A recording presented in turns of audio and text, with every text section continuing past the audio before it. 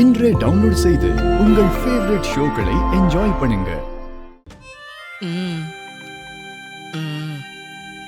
எல்லாம் நல்ல விஷயம்தான் பரமேஸ்வரி.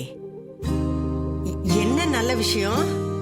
ஆமா, உன் பேத்தி உண்டாயிருக்கா.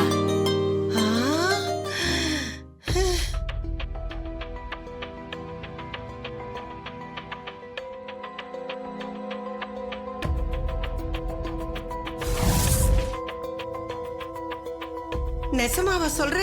என் பேத்தி கர்ப்பமா இருக்காளா? ஆமா, கர்ப்பமா இருக்கா. தண்ணி எடுத்துட்டு வாமா. கொடுப்பா.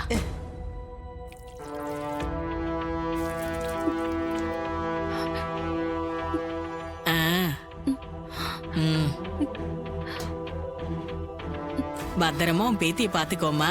நான் வரேன்.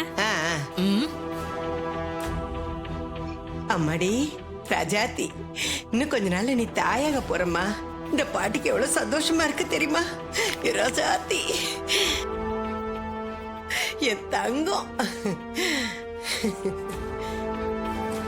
இந்த விஷயம் எங்களுக்கு முன்னாடியே தெரியும் பாட்டி.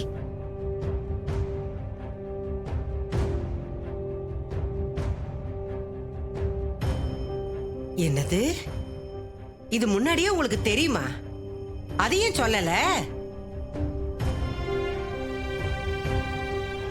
அம்மா, எனக்கு இந்த விஷயம் முன்னாடியே தெரியாதுமா, இப்பதான் தெரியும்.